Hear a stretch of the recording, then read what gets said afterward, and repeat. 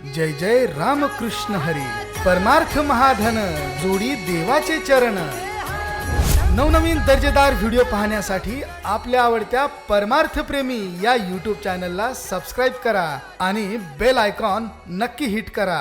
धन्यवाद। हनुमंता शरण शरण हनुमंता तुम्हा आलो रामदूता, काय भक्तीच्या त्या वाटा मज दावाव्या सुभटा। अनंत कृपा विभूषित परम मंगलमय परात्पर अखिलेश्वर अकारण करुणा वरुणालय भक्तवांछा कल्पतरु तडिद्वित विनिंदित पीतांबरधारी, अखिल कोटी ब्रह्मांड नायक कर्तुम अकर्तुम अन्यथा कर्तुम परात्पर परमात्म्याच्या सेवेकरता गायलेला अभंग। देहुनी वाशी ज्ञानेश प्रिय श्रीमंत संत जगद्गुरु तुकोबारा यांचा अत्यंत सुंदर गूढ असा चार चरणाचा अभंग असून प्रस्तुत अभंगाच्या माध्यमातून श्री तुकोबाराय भगवान श्री हनुमंतरायांना भक्तीचा मार्ग विचारतायत। विठ्ठला विठ्ठला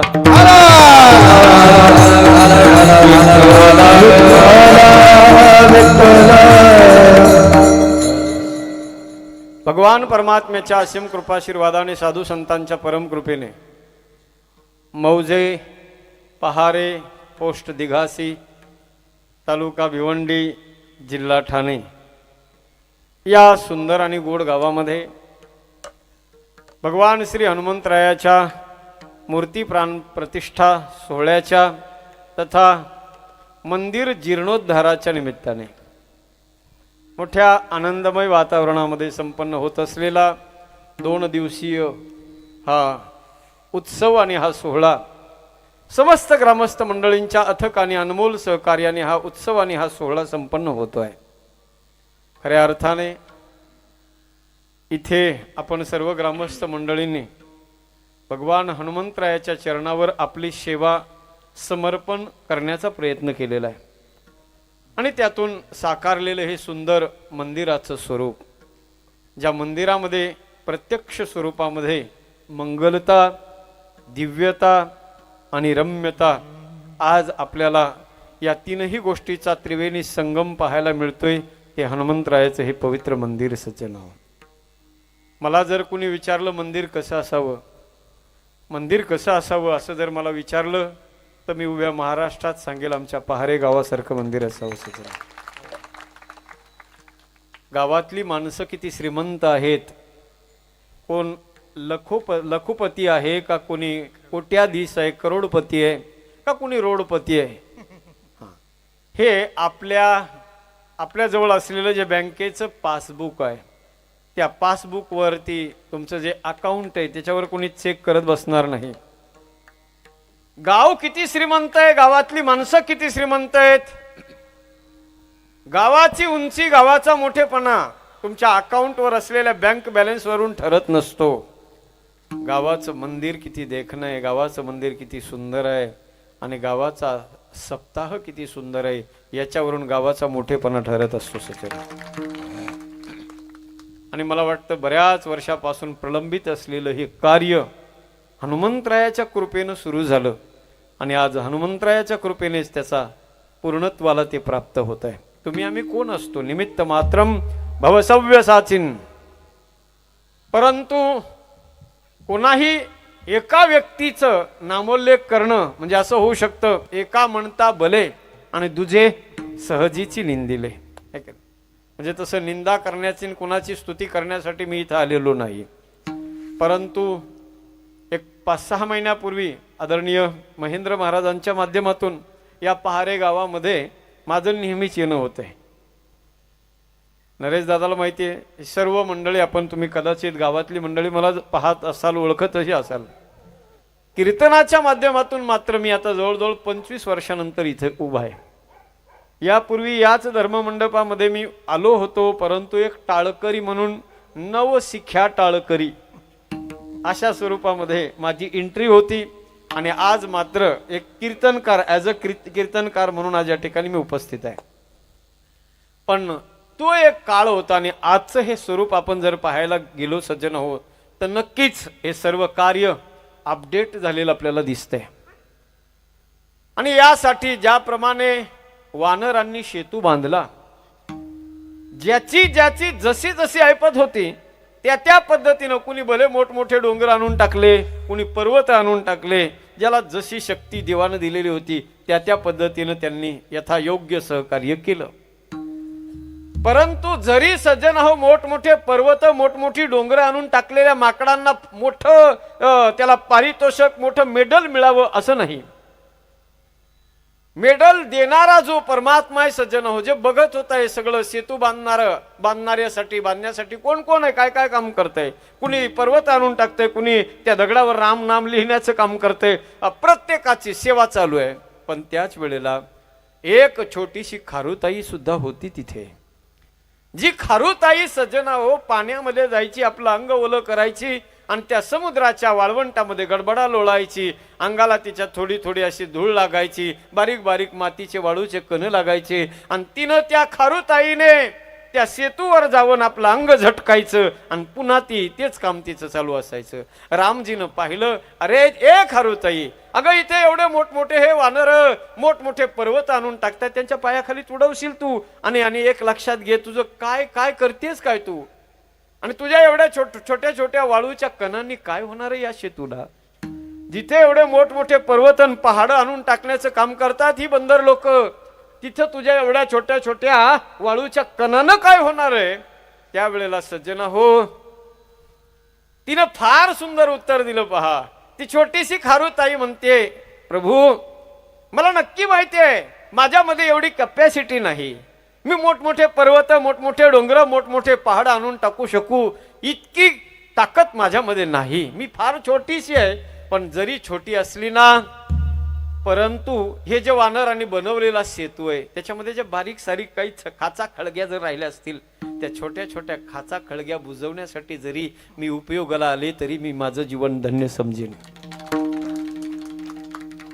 या कार्यामध्ये सज्जन हो भगवंताचं कार्य आहे आणि या भगवंताच्या कार्यामध्ये ज्यांनी ज्यांनी सर्वस्व अर्पण केलेलं आहे, खऱ्या अर्थानं ते कुणी केलं कसं झालं हे तुम्हाला वेगळं सांगायची गरज नाही. मी म्हणून म्हटलं, गावातला शेवटचा गरीबातला गरीब माणूस त्याचा सुद्धा 1 रुपया माझ्या हनुमंतरायाच्या मंदिराला आलेला आहे, लक्षात घ्या, नाकारता येणार नाही. म्हणून याच्यामध्ये कदाचित असं बी होऊ शकतं, एखाद्याचं कुणी जर नाव घेतलं किंवा कुणी जरा जास्त वर्गणी दिलेली आहे अशा स्वरूपाचं जर त्याचं वर्णन झालं तर कदाचित त्याची भावना त्यावेळेला शुद्ध होती, पण आज त्याचा नामोल्लेख केला तर त्याला त्याचा अहंकार होऊ शकतो आणि अहंकार झाला तर सेवा शून्य होऊन जाते. सज्जन हो, सेवेचं मोल राहत नाही. त्याला माहिती आहे ना, तो उघड्या डोळ्यानं पाहत होता सज्जन हो, कोण कोण राबते, कोण कोण कष्ट घेते, कोण काय करते, कुणी कुणी क्रेडिट आपलं पणाला लावलेलं आहे.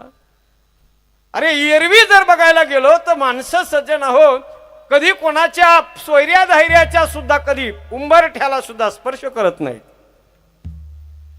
कधीच आपल्या वैयक्तिक स्वार्थासाठी कोणाच्या 1 रुपयाला सुद्धा मागणीसाठी कधी माणसं जात नाहीत. पण तीच माणसं सज्जन हो, देवाचं कार्य आलं, देवाचं कार्य असलं की प्रत्येक गावातल्या माणसाची उंबरठेच झिजवतात. गावातले जे कार्यकर्ते असतात ना, कुणीतरी पुढं होऊन करायचं असतं बघा. हे सगळं गाव जरी करणारं असलं ना तर कुणीतरी कार्यकर्ते असतात आणि त्यांनी कुणीतरी 4-2 जणांनी पुढं होऊन ते करायचं असतं. कार्यकर्ता होणं सोपं नाही सज्जन हो. आज कीर्तनाच्या माध्यमातून 4-2 लोकांची नावं आले की बाकीच्या लोकांच्या पोटात दुखायला लागतं. ते म्हणतात त्यांचं नाव घेतलं ना आमचं काम नाही घेतलं. अरे राजा, हे मंदिर उभा करणं सोपं काम नाही. 1-2 वर्षाची जवळजवळ ही तपश्चर्या आहे. हे सोपं काम नाही. नको नको त्या लोकांच्या दाराला जाऊन त्यांच्या दारात जाऊन झोळी पसरवण्याचं काम केलं आहे. त्यावेळेला 1-1 रुपया करून करून आज हे नवचैतन्य आपल्याला पाहायला मिळतंय सज्जन. सहजासहजी नाही. कोणाच्या इथे ही कार्यकर्ते मंडळी स्वतःच्या मुलीच्या लग्नासाठी कुणाकडे 1 रुपया सुद्धा मागायला गेलेले नाहीत, आपल्या स्वार्थासाठी नाही. परंतु सज्जन हे देवाचं कार्य आहे ना. आणि ऐका, देवाच्या कामामध्ये लाज बाळगायची नसते. देवाचं काम हे म्हणजे एक सेवा आहे. तिथं जरी तुम्ही मागणी मागितली ना, शास्त्र सांगतं की जगाच्या समोर कधी हात पसरू नये. हात पसरी जिने दिगत्याचे. आपल्या प्रपंचासाठी जगाकडे कोणाकडे हात पसरू नये, पण देवासाठी जर तुम्हाला कोणाच्या समोर हात पसरवण्याची वेळ आली तर तिथे माग सुद्धा पाहू नये, तिथे अगदी पुढे राहिलं पाहिजे. कारण सज्जन हो, देवासाठी आणि देवालाच जर मागून घेतलं ना, पण देवासाठी जर मागितलं आणि देवाला मागून घेतलं तर ती मागणी मागून सुद्धा मागणी ठरत नाही. आणि म्हणून या ठिकाणी हे सगळं नवचैतन्य आपल्याला पाहायला मिळतंय. सर्व ग्रामस्थ मंडळींनी अत्यंत तन मन अर्पण करून, धन अर्पण करून हे सगळं चैतन्य निर्माण केलं आहे. आणि हे केलं पाहिजे सज्जन हो, हे गरजेचं आहे. का करायचं? अरे माझे हनुमंतराय म्हणजे, ऐका माझ्याकडे लक्ष द्या जरा, हनुमंतराय म्हणजे ग्रामदैवत आहे. आज 7 चिरंजीवांची यादी आपल्या जवळ आहे, जे आजही या धरणी मातेवर विराजमान आहेत. कोण कोण 7 जण आहेत? अश्वत्थामा बलिर्व्यासो हनुमानांश्च विभीषण कृपः परशुरामश्च सप्तैते चिरंजीविनः. 7 प्रकारचे चिरंजीव, त्यामध्ये माझे हनुमंतराय आजही जिवंत आहेत सज्जन हो. रामजी ज्या वेळेला निघाले, निज धामाला जाऊ लागले भगवान रामजी, त्यावेळेला हनुमंतरायाला विचारलं, हनुमानजी माझ्या बरोबर येणार नाही का तुम्ही वैकुंठाला? हनुमंतराय म्हणतात, देवा वैकुंठी जाऊनी काय वा करावे, उगाची बैसावे मौन रूप. मौन राहणं हे हा सौदा आम्हाला परवडणार नाही देवा, आम्ही भजन प्रेमी माणसं आहेत. भजन प्रेमी माणसाचं तोंड जरी दाबून धरलं तर ते भजन म्हणल्याशिवाय राहतच नाही. ते नाही जमणार देवा आम्हाला. काय करावं तिथं तुझ्या वैकुंठात? वैकुंठ कोपट जुनाट झोपडी. देवा काय कामाचं त्या वैकुंठाला? तूच जाय रे बाबा वैकुंठाशी. आम्हा नको धाडू, नको धाडू बी नको, नेऊ बी नको. बरं इथंच या मृत्यू लोकातच गुण गायीन आवडी. देवा या मृत्यू लोकामध्ये ज्या ज्या ठिकाणी तुझे गुणगान होत असेल, जिथे तुझी हरिकथा हरि कीर्तन जिथे जिथे होत असेल ना, त्या त्या ठिकाणी मी जाईल आणि तिथे त्या कीर्तनात, त्या कथेमध्ये मी नाचण्याचं, नृत्य करण्याचं काम करेन. म्हणून ऐका सज्जन हो, हनुमंतराय आजही आहेत. तुम्ही जेवढं सुंदर हनुमंतरायाच्या मंदिराला बनवाल ना, ज्या गावाचं मंदिर जेवढं सुंदर देखणं, ज्या गावाच्या हनुमंतरायाची सेवा ज्या गावामध्ये सर्वात जास्त होते ना, त्या गावाच्या जीवनामध्ये सज्जन हो कसल्याच गोष्टीची कमतरता राहत नाही. कारण माझे हनुमंतराय सगळं देणार आहेत. काय? अष्टसिद्धी नव निधि के दाता, असबर दीन जानकी माता. अष्टसिद्धी नवनिधीचा दाता हनुमंतराय सज्जन.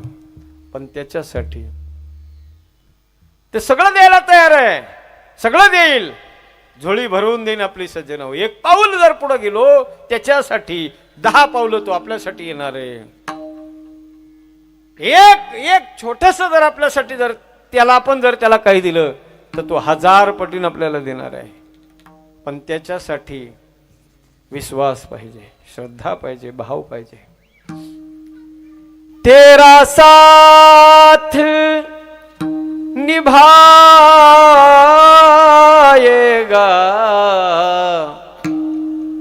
हो, तेरी बिगड़ी बनाएगा.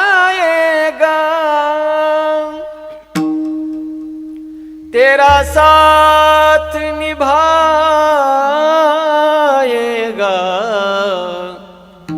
विश्वास जरूरी है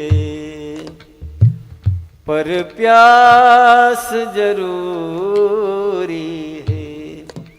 जिस दिन से तू सच्चे मन से इसका हो जाएगा, घर हो भरोसा पक्का तेरे सामने वो आएगा. जिस दिन से तू सच्चे मन से उसका हो जाएगा, घर हो भरोसा पक्का तेरे सामने वो आएगा. तेरी बिगड़ी बनाएगा,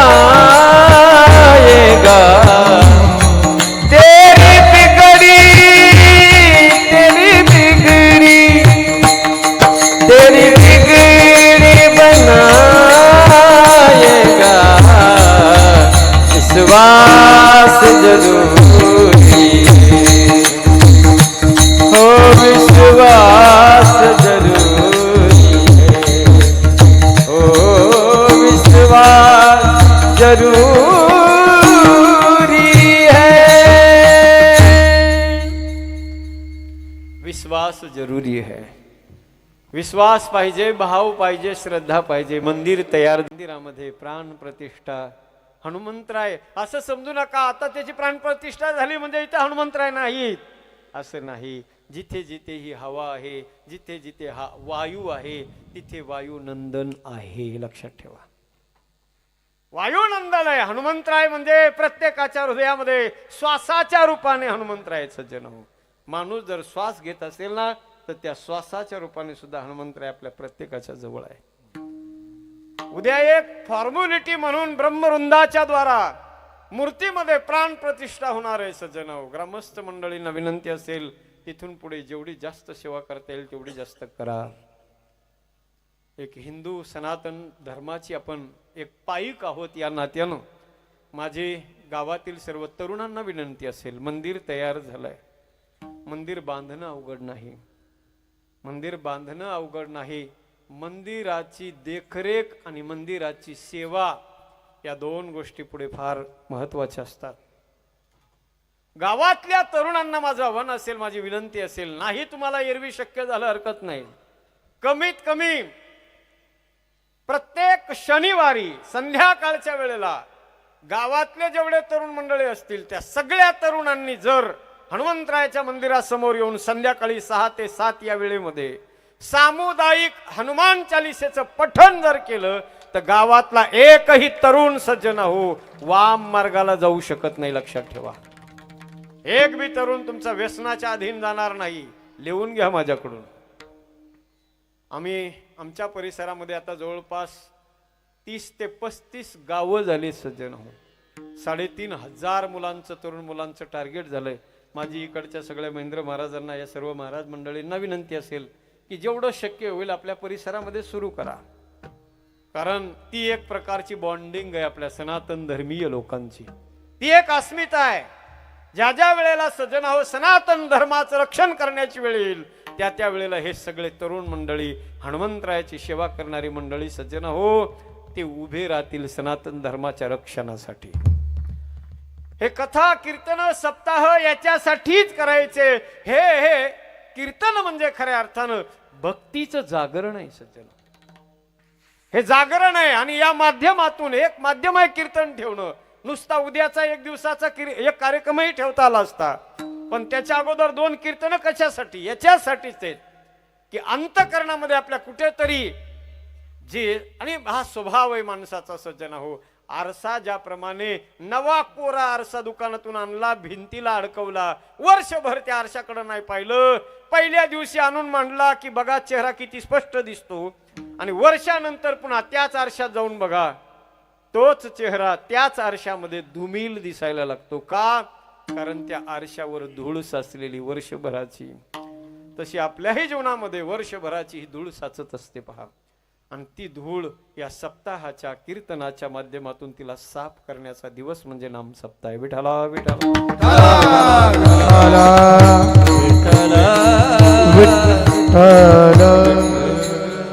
जुन्या परंपराला काढून द्या. आता नवीन अपडेट झालं पाहिजे. जमाना अपडेट झालाय सज्जन हो. माणसं अपडेट झालेत, पण जुन्या रूढी परंपरांना माणसांनी पकडून धरलेला आहे. आज भक्ती माणसाच्या जीवनामध्ये फार गरजेची सज्जन हो. तुमच्या जीवनामध्ये जर भक्ती नसेल, तुमच्या जीवनात जर भाव नसेल, देव जर तुम्हाला आवडत नसेल, तर तुमच्या जीवनाला किंमत नाही. जी माणसं देवाला, धर्माला, संताला, ग्रंथाला, पंथाला मानत नाहीत, त्या माणसाचं जन्माला येणं सज्जन हो निरर्थक आहे. हे माझं म्हणणं नाही, शांती ब्रह्मनाथ महाराजांना विचारा. भक्ती विना पशु कशासी वाढला, भक्ती विना पशु कशासी वाढला, भक्ती विना पशु कशासी वाढला, भक्ती विना पशु कशासी वाढला. सटविने नेला कैसा नाही, सटविने नेला कैसा नाही, सटविने नेला कैसा नाही. भक्ती विना पशु कशासी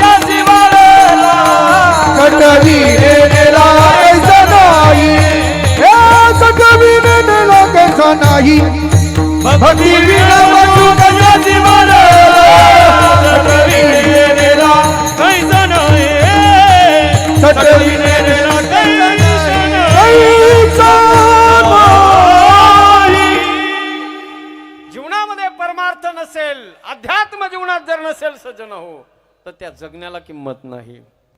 शांती ब्रह्म एकनाथ महाराज म्हणतात, त्याला माणूस म्हणू नका ज्याला देव आवडत नाही, धर्म आवडत नाही, संत आवडत नाही, ग्रंथ आवडत नाही. ज्याला पंथ आवडत नाही त्याला माणूस म्हणू नका, तो जनावर आहे, जनावर. त्याच्यात आणि जनावरामध्ये काही फरक नाही. ज्ञानोबाराय तर आणखी कडक भाषेमध्ये म्हणतात, ज्ञानोबाराय म्हणतात त्याला दगडाची उपमा दिली. नुसता दगड नाही, पाषाणाचा दगड. माझी ये भक्ती वीण जळतयाचे जियाले पण आगा पृथ्वीवरी पाषाण नसती काही. पाषाणात त्याच्यात काही फरक नाही. ज्या माणसाच्या जीवनामध्ये भक्ती नाही त्या माणसाला काही अर्थ नाही सज्जन. पाणी नसेल तर नदीला किंमत नाही, पाणी नसेल तर नदीला किंमत नाही, मनी नसेल तर सापाला किंमत नाही, पती नसेल तर नारीला किंमत नाही, आणि भक्ती नसेल तर माणसाच्या जगण्याला किंमत नाही सज्जन. भक्ती माणसाच्या जीवनात, परमार्थ माणसाच्या जीवनात अत्यंत गरजेचं आहे. काही माणसं म्हणतील, अहो महाराज पैसा पाहिजे फक्त, काय परमार्थ आणि भक्तीन काय घेऊन बसलात तुम्ही? पैसा पाहिजे फक्त, पैसा मारो परमेश्वर, छैया छोकरी मारो गुरु. पैसा मारो परमेश्वर. पैसा म्हणजे सर्वस्व समजणारी माणसं येतात जगामध्ये. माणसाकडे फक्त पैसा पाहिजे जगण्यासाठी. कोण म्हणतं भक्तीन काय परमार्थन घेऊन बसलात तुम्ही? त्याच्याशिवाय सुद्धा जगता येतंय.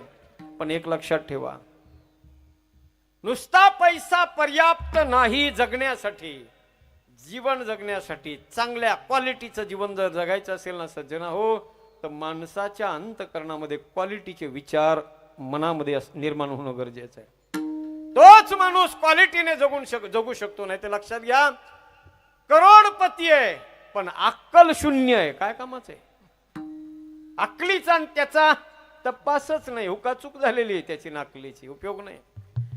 पैसा जरी असला सज्जन हो, पण परमार्थाशिवाय त्याला परिपूर्णता नाही. विठ्ठला विठ्ठला विठ्ठला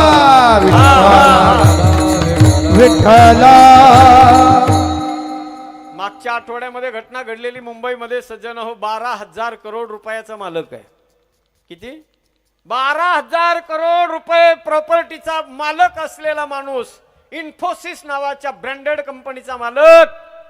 पैसा खूप आहे. 12,000 करोड म्हणजे जोक नाही सज्जन. एवढी प्रॉपर्टी आहे पण अंतःकरणामध्ये परमार्थ नव्हता, अध्यात्माचे संस्कार नव्हते. परिणाम 10x10च्या खोलीमध्ये गळफास घेऊन आत्महत्या करावी लागली सज्जन हो. याच्यासाठी परमार्थ गरजेचा आहे. पैसा असणारी माणसं लई शहाणे असतात असं समजू नका स्वतःला. पैसा असला म्हणजे लई माणूस शहाणा आहे असं समजायचं नाही. अक्कल पण पाहिजे, विचार पाहिजे, विवेक पाहिजे. तो माणूस शहाणा, तो माणूस हुशार आहे सज्जन हो. अरे आज परमार्थाची किती गरज आहे. ते तरुण पोरं बसलेत, IPL बघायची सोडून तुम्ही कसं काय आला तरी इथं? याचा अर्थ असा आहे, IPL पेक्षा पोरांना आज कीर्तन गरजेचं आहे म्हणून ते आधी येऊन बसले सज्जन. सध्या IPL मध्ये नंबर 1 ची क्रेज कोण्या प्लेअरची रे पोरो? अनुभवाच्या दृष्टीने जर पाहिलं तर आज क्रिकेटचा किंग म्हणून ज्याला ओळखलं जातं सज्जन हो, नाम ही काफी है, पैसा कमी नाही. एक पोस्ट जर व्हायरल केली तर लाखो रुपये ज्या पोराला मिळतात सज्जन हो. जरा बारकाईने लक्ष देऊ नये का पोरांनो? आज तुम्हाला वाटत असेल परमार्थ कशाला पाहिजे, गळ्यात माळ कशाला घातली पाहिजे, पण ऐका जरा. जर तुम्ही त्याला आदर्श मानत असाल, ऑटोग्राफ घेण्यासाठी लाईनला लागतात तरुण पोरं त्या पोराच्या. तुमच्यापेक्षा कदाचित तो लहान असेल वयाने. विराट कोहली म्हणजे जास्त वयाचा पोरगा नाही, 40च्या आतला पोरगा आहे. पण आज हजारो लाखो पोरं त्याची ऑटोग्राफ घेण्यासाठी लाईनला लागून उभे असतात सज्जन हो.